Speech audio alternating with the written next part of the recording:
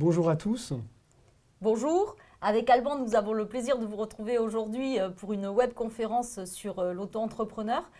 Avant de rentrer dans le vif du sujet et de te laisser la parole, Alban, simplement je voulais revenir sur le fait que de créer une entreprise, ça veut dire que l'on va se constituer sa propre protection sociale et qu'à travers des cotisations et des contributions sociales que l'on va payer, on pourra bénéficier de prestations. Ces cotisations et ces contributions sociales, c'est l'URSSAF qui va les recouvrer, qui va les encaisser et qui sera capable de les reverser en moins de 5 heures à tous les partenaires qui vous verseront justement ces prestations sociales. Et cela permettra à l'URSSAF, à travers justement cet encaissement et ce reversement très rapide, de garantir le financement et le modèle social français. Quels sont les thèmes que nous allons aborder ensemble lors de cette présentation?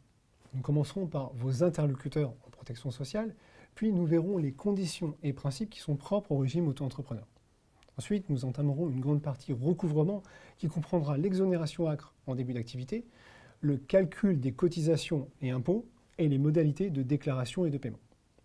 Puis nous verrons la protection sociale proprement dite qui découle des cotisations que vous aurez versées, avec un focus sur les assurances santé, retraite et famille. Puis j'aborderai la sortie du dispositif, alors qui pourra signifier soit l'absence ou l'arrêt d'activité, ou au contraire le développement de l'entreprise vers d'autres statuts.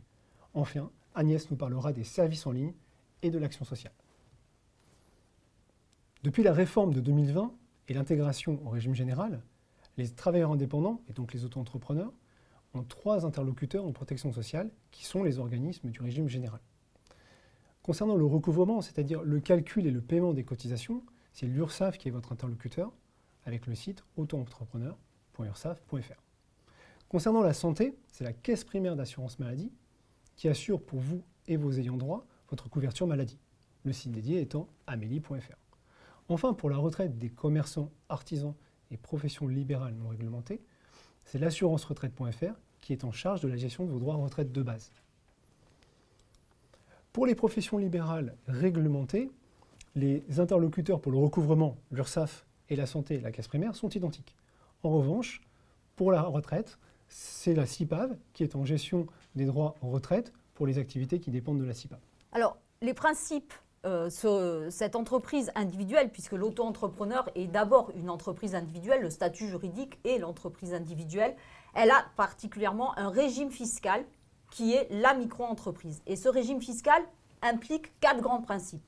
D'abord, on raisonne en chiffre d'affaires, c'est le seul statut où on va considérer que le revenu du chef d'entreprise va être un chiffre d'affaires. Et ce chiffre d'affaires, il ne faudra pas dépasser certains seuils en fonction de l'activité que l'on exercera. 176 200 € pour une activité de vente ou de fabrication de vente et 72 600 € pour de la prestation de service ou pour une activité libérale. Sachant que ce montant de chiffre d'affaires est proratisé en fonction du nombre de jours qu'il reste jusqu'à la fin de l'année à partir du moment où vous créez votre entreprise et vous aurez un exemple sur le diaporama. Deuxième grand principe, on est en franchise de TVA. Qu'est-ce que ça veut dire? Ça veut dire qu'on ne va pas facturer la TVA à ses clients, mais on ne va pas non plus la récupérer sur les achats que l'on va faire. Ne pas la facturer quand on s'adresse à une entreprise, il n'y a pas de problème, parce que le jour où on lui facture, elle va la récupérer. À un particulier, bien évidemment, on ne lui facture pas, eh bien c'est très bien pour lui, on lui facture, il va avoir un complément à payer qui sera en général à peu près de 20% pour la majorité des cas de la TVA. Cette TVA aussi, on va aller, cette franchise de TVA jusqu'à certains seuils. 94 300 € si vous êtes dans de la vente, achat, revente, fabrication et vente, et 36 500 € si vous êtes dans de la prestation de service ou profession libérale. En sachant que vous avez un entre-deux, entre 85 800 et 94 300, où vous pouvez rester pendant 2 ans, et dans ce cas-là, vous êtes toujours en franchise de TVA. Et pour les autres activités, ça sera entre 34 400 et 36 500. Par contre, le jour où vous dépassez ces montants-là, à partir du premier jour du mois au cours duquel vous le dépassez, eh bien, vous êtes obligé de facturer de la TVA à vos clients.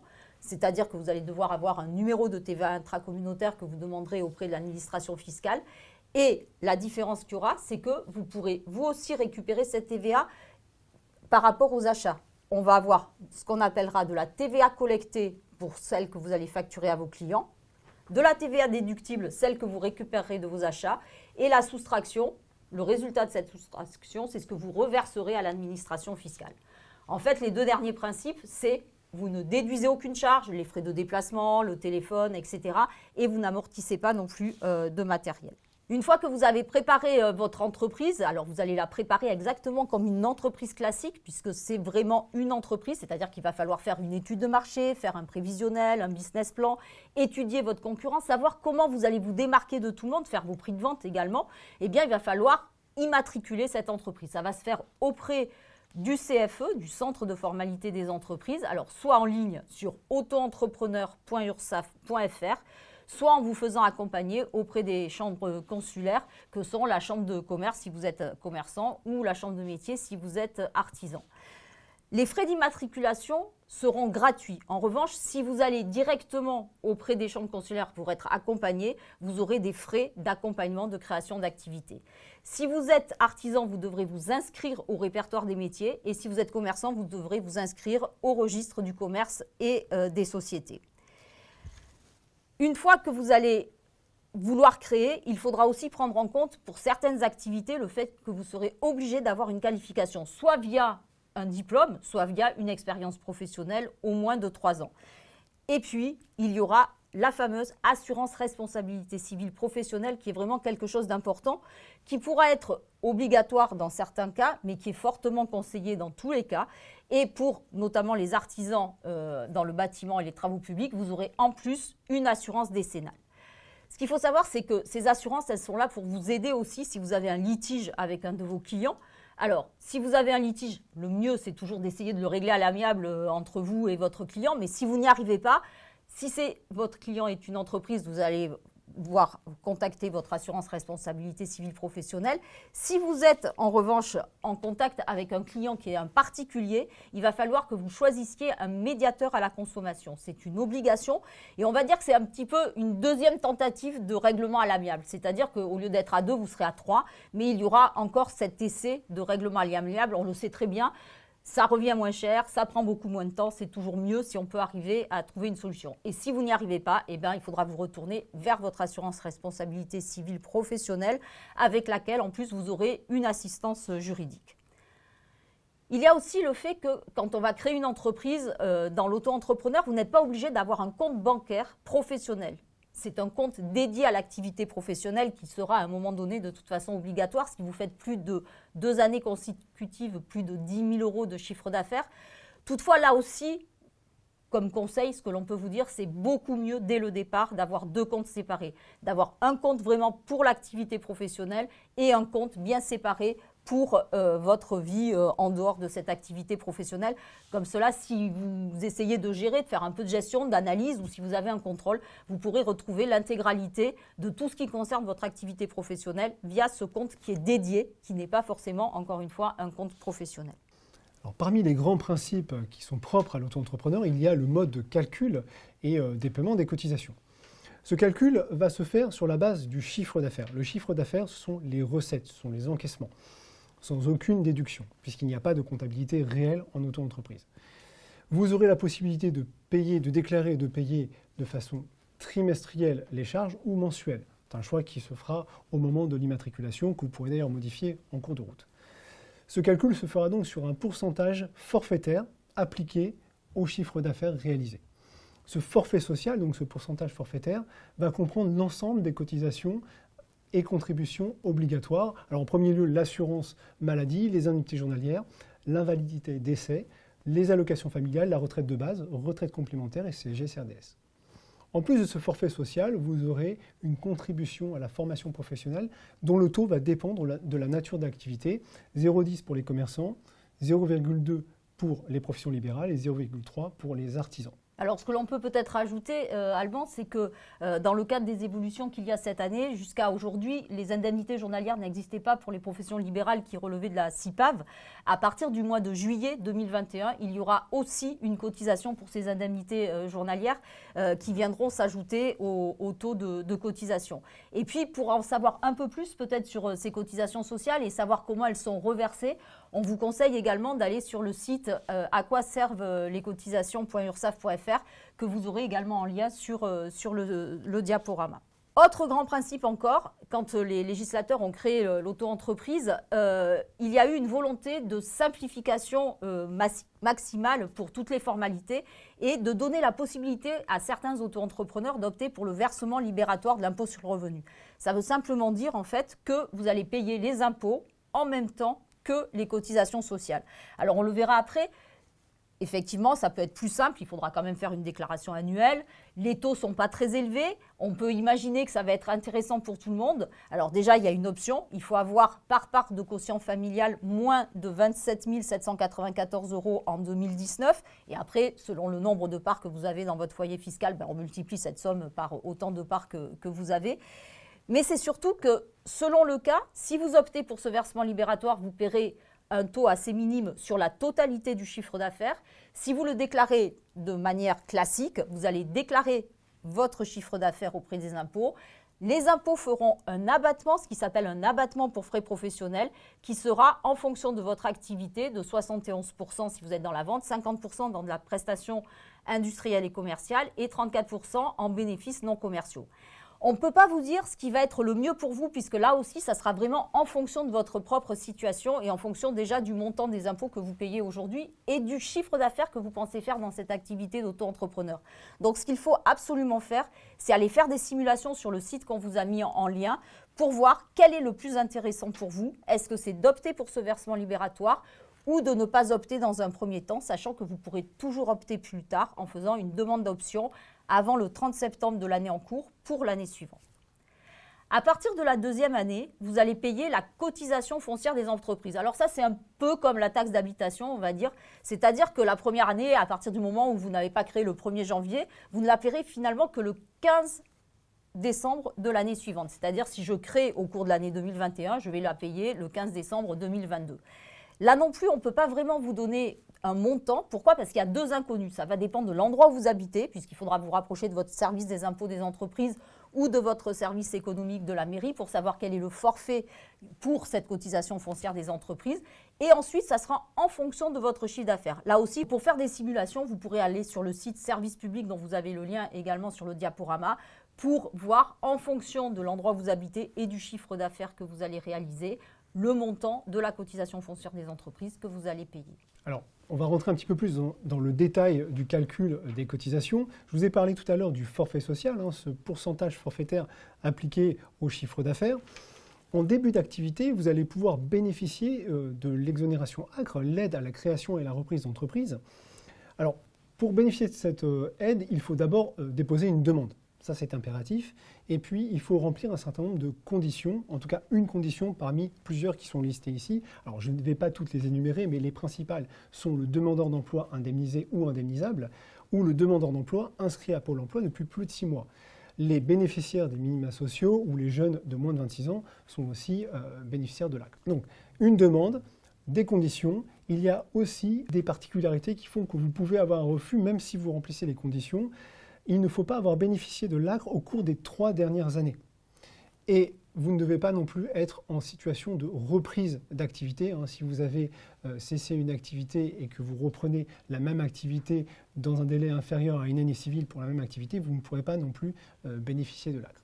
Quel va être le bénéfice de cette exonération ACRE ? Vous allez pouvoir bénéficier d'un taux minoré pendant une certaine période à partir de la date de votre création d'entreprise. Alors cette période, ça ne sera pas un an, en réalité, ça sera 3 trimestres civils qui suivent le trimestre d'affiliation. Alors on a pris 2 exemples pour que ce soit plus précis. Imaginons une création au 15 janvier, donc ça c'est au premier trimestre.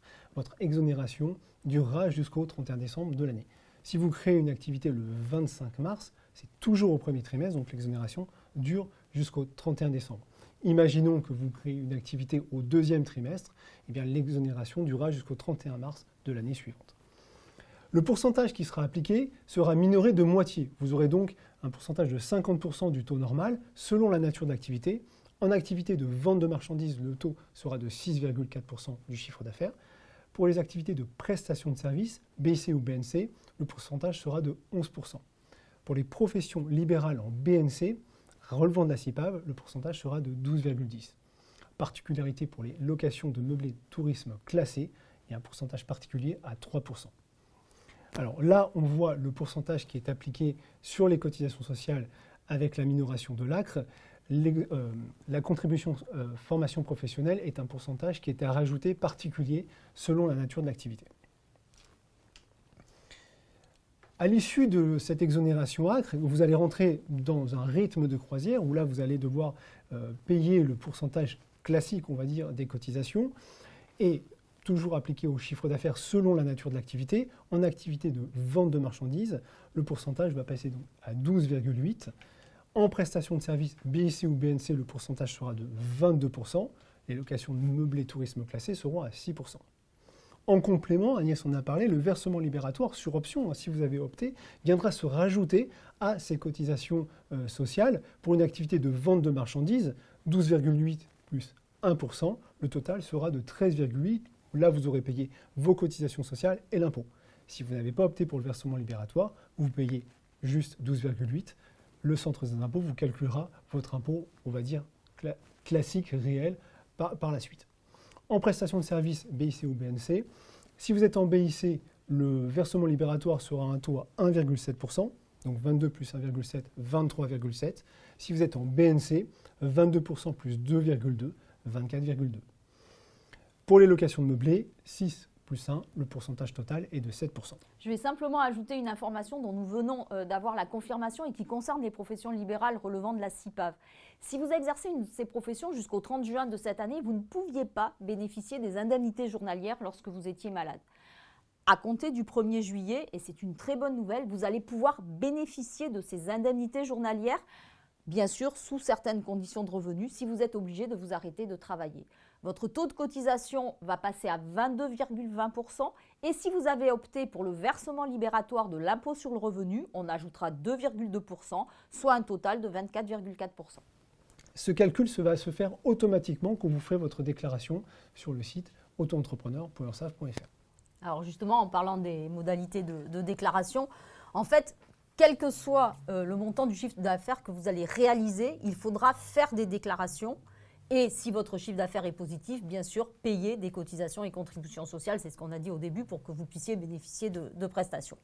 Ces déclarations, ces paiements, ça va se faire en ligne et ça va se faire sur le site autoentrepreneur.ursaf.fr ou sur l'appli mobile Autoentrepreneur URSAF.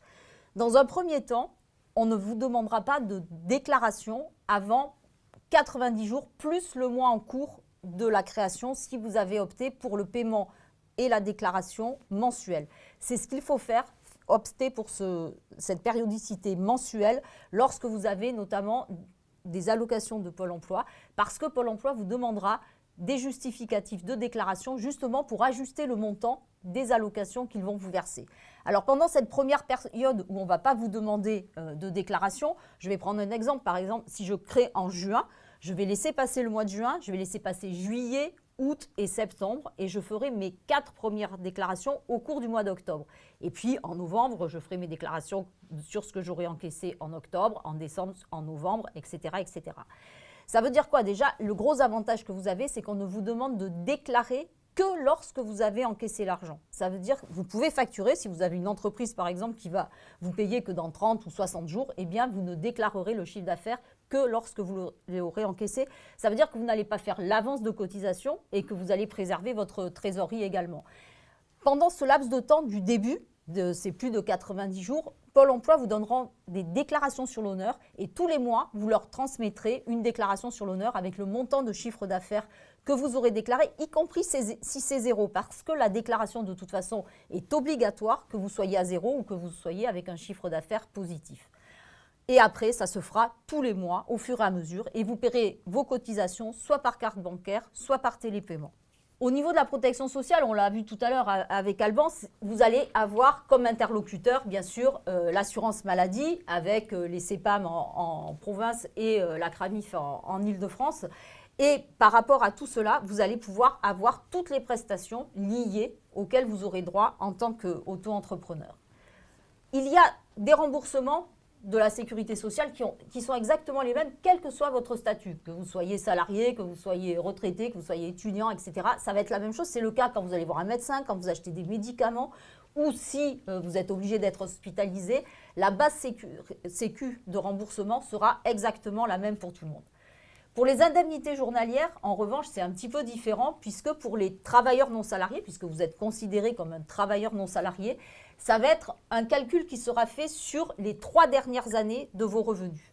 Donc ça veut dire que si au départ vous avez une activité qui a un petit peu de mal, ce qui peut très bien se comprendre dans certaines activités, vous avez des activités qui démarrent très fort avec des clients très très rapidement, puis il y en a d'autres où il faut un petit peu développer cette clientèle et prendre un peu plus de temps. Vous pouvez très bien avoir des débuts avec des chiffres d'affaires qui sont relativement faibles. Si vous avez encore des allocations auprès de Pôle emploi, vous allez avoir bien sûr une couverture sociale par Pôle emploi. Mais au bout des 2 ans, en gros, Pôle emploi, quand c'est terminé, et si vous tombez malade la 3e année, eh bien les 2 premières années de votre activité auto-entrepreneur rentreront en ligne de compte pour le calcul de ces indemnités journalières. C'est pour ça que l'on vous conseille de prendre une prévoyance en plus pour essayer de combler un petit peu les années qui pourraient être difficiles pour que vous ayez toujours des remboursements qui vous permettent d'assurer vos frais fixes dans votre vie de tous les jours pour payer le loyer, pour payer à manger. Et simplement, si on est obligé de s'arrêter, ça peut arriver à tout le monde, eh bien, il faut quand même avoir quelque chose qui viendra vous aider pour pallier à ce moment un peu délicat. La maternité, vous allez avoir des indemnités journalières au niveau, bien sûr, de l'interruption d'activité. Les papas auront également des indemnités journalières. Et en tant que travailleurs non salariés, les mamans auront également une allocation forfaitaire de repos maternel qui pourra être versée en fonction d'un certain montant de revenus. Il faut que vous ayez au moins 4 000 € de revenus par rapport à l'activité d'auto-entrepreneur. Et il faut que vous soyez inscrit depuis au moins 10 mois en tant que travailleur non salarié.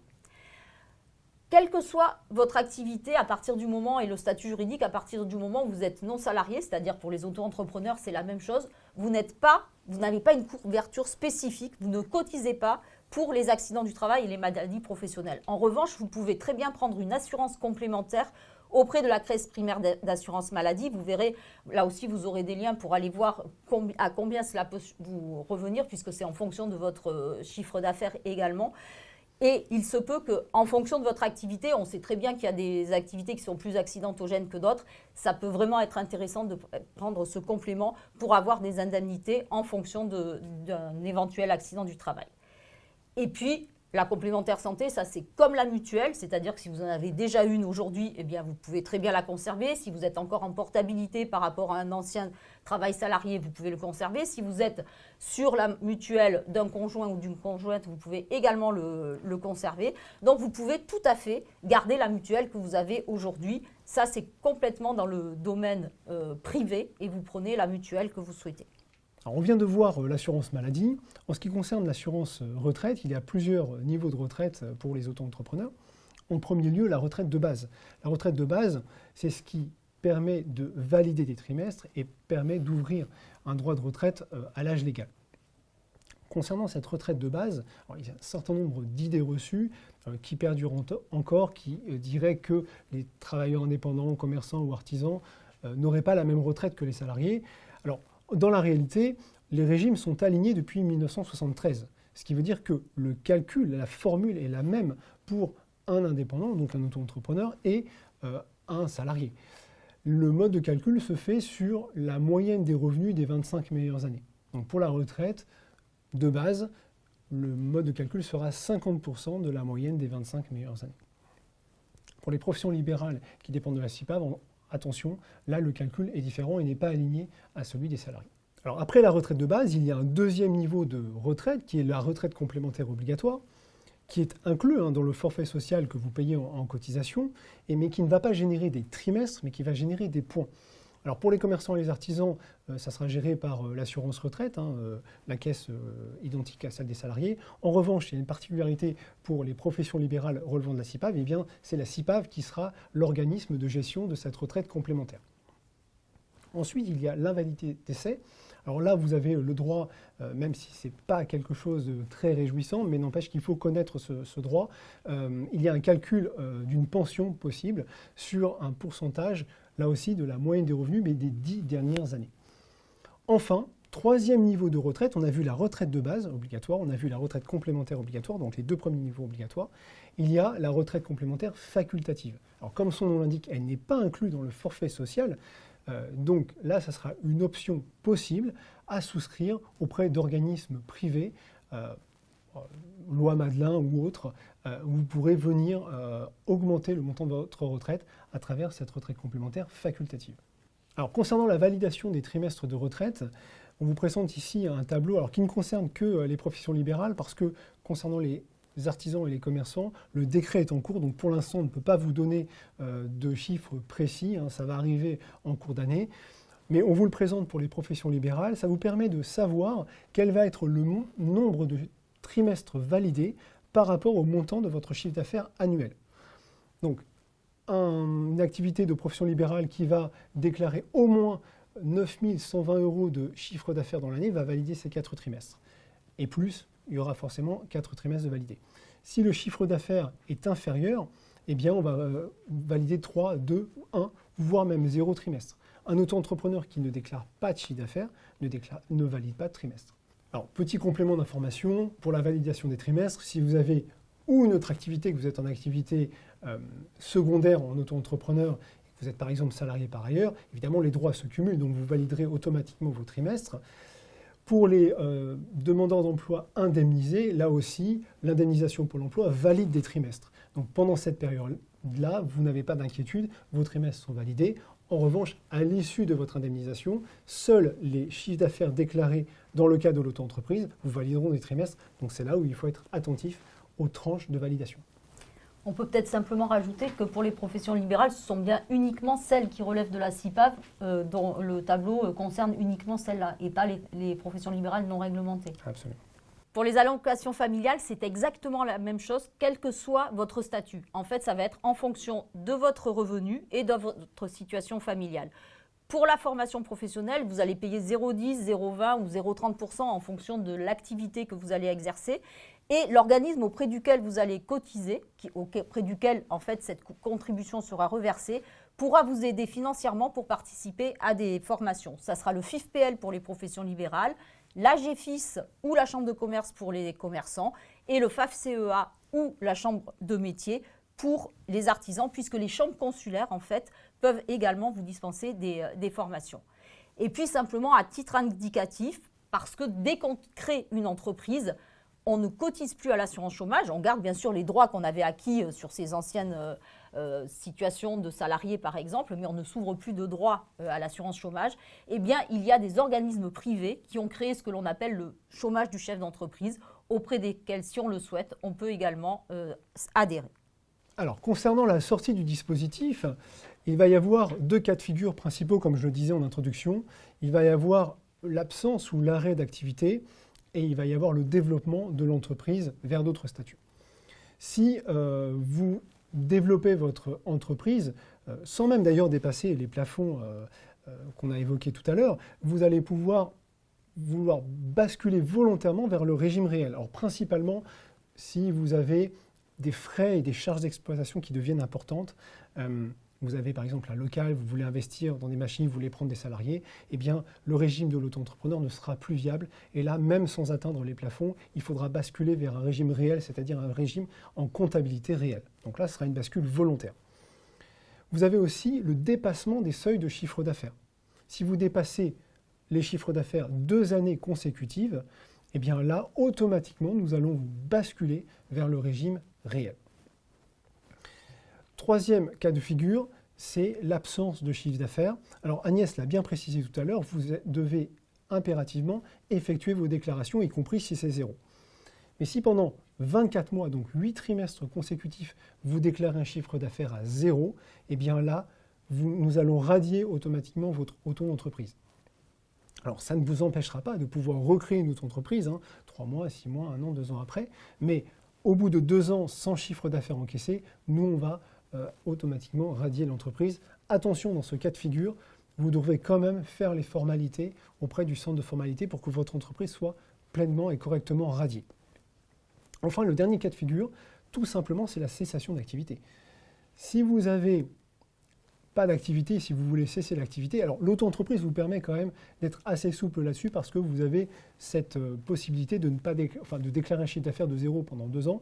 Mais si à un moment vous savez que vous n'avez plus d'activité et que vous ne reprendrez pas, il faut radier l'entreprise. Et radier l'entreprise veut dire refaire la formalité qu'on avait évoquée tout à l'heure, l'immatriculation, mais refaire la formalité dans l'autre sens et enregistrer votre radiation au centre de formalités compétents sur le site autoentrepreneur.urssaf.fr ou cfe-métier.fr ou Infogreffe pour les commerçants. Donc cette formalité est très importante pour que vous soyez radié et que tous les organismes soient informés de cette radiation. Comme il avait été d'ailleurs au moment de l'immatriculation. En fait, c'est vraiment pour faire une boucle complète et que le dossier soit clean si on veut recréer quelque chose plus tard. Absolument.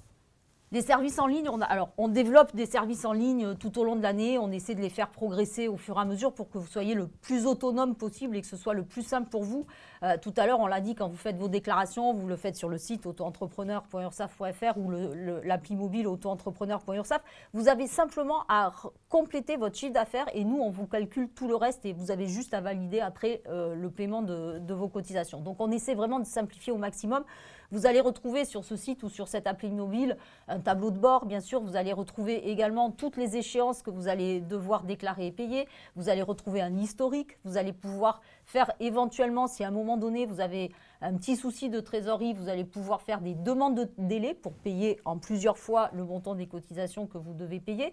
Vous allez pouvoir également télécharger des attestations, alors des attestations soit pour l'immatriculation, soit justement pour la formation professionnelle. Il y en a une qui sera vraiment intéressante au départ, enfin surtout on vous la demande assez souvent, c'est l'attestation de vigilance qui prouve que vous avez bien déclaré votre auto-entreprise, que nous on vous connaît bien dans notre système d'information et qu'en plus vous êtes à jour du paiement de vos cotisations. Et cette attestation, vous pourrez la télécharger en instantané si vous êtes à jour bien sûr de vos cotisations et elle pourra vous être demandée par vos clients. C'est de plus en plus le cas, malheureusement, par rapport à certaines personnes qui ont pu être abusées et du coup qui demandent si vraiment les personnes qui travaillent pour elles sont bien déclarées et sont à jour. Ça pourra vous être demandé par vos fournisseurs, par vos partenaires. Ça pourra aussi vous être demandé si vous répondez à des marchés publics. D'ailleurs, dans le cas du marché public, il faudra également transmettre une attestation fiscale comme quoi vous êtes à jour et également de vos déclarations et des paiements auprès de l'administration fiscale. Et puis, bien évidemment, nous, on pourra vous adresser des notifications et vous pourrez échanger avec nous par mail à l'intérieur de votre espace complètement sécurisé. On sera là aussi pour vous accompagner non seulement au moment de la création d'entreprise, mais également tout au long de la vie de l'entreprise et d'ailleurs sur tout le territoire national et également dans les territoires ultramarins. Il y a des offres de services qui sont développées pour vous accompagner au moins la première année, voire plus, pour être là à vos côtés, pour que vous puissiez savoir à quoi correspond une première déclaration, quels sont les documents qu'on vous adresse, si vous voulez être accompagné pour la première déclaration, le premier paiement, si vous avez des questions à nous poser. On sera là de façon personnalisée autour de vous pendant, encore une fois, minimum 12 mois. On sera là également en accueil physique puisque on est en train de réouvrir tous les accueils communs où vous pourrez venir soit de façon libre, soit sur rendez-vous. On sera là également quand vous serez en difficulté pour vous accompagner. Il faut surtout, dans ce cas-là, ne pas nous cachez le fait que vous êtes en difficulté. Ce que l'on dit en général, c'est de ne pas faire l'autruche parce qu'autrement, nous, on ne peut pas le deviner. Et quand vous nous le dites ou quand on s'en aperçoit, c'est souvent trop tard pour vous aider de façon assez simple. Mais on sera là aussi pour trouver des solutions avec vous. N'hésitez pas à nous le demander. Et puis, dans le cadre de la réforme dont parlait Alban tout à l'heure, on a la gestion aussi et on verse toutes les aides liées à l'action sociale qui étaient gérées avant par l'ancien régime avec la sécurité sociale pour les indépendants. Donc, vous aurez droit à de l'action sociale également, que ce soit auprès de l'assurance maladie, auprès aussi de l'assurance retraite, selon les cas.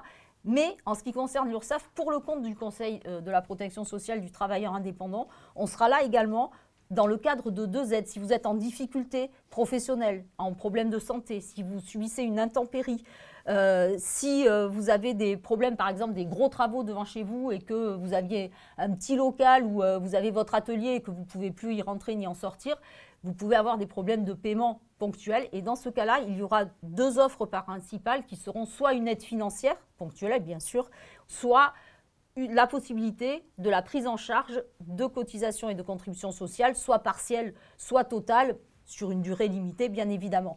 Alors, ça ne sera pas oui à chaque fois, mais ce qu'il faut faire, c'est surtout le demander, pas se dire que c'est parce qu'on a son entreprise qu'on n'a plus droit à rien. On est là pour vous aider encore une fois et on est là pour vous accompagner, même dans la difficulté. Alors, pour être tout à fait complet, vous trouverez ici les liens Internet pratiques, le site dont on a beaucoup parlé évidemment, autoentrepreneur.ursaf.fr, et puis la chaîne YouTube de l'URSSAF sur laquelle sera diffusée cette vidéo, ainsi que les réseaux sociaux, le compte Twitter et le compte LinkedIn de l'URSSAF Caisse nationale. Nous arrivons à la fin de cette présentation. Alors nous vous souhaitons le maximum de réussite lors de votre création d'entreprise et l'URSSAF, bien évidemment, reste à votre disposition pour vos futures demandes d'informations. Merci, au revoir. À très bientôt.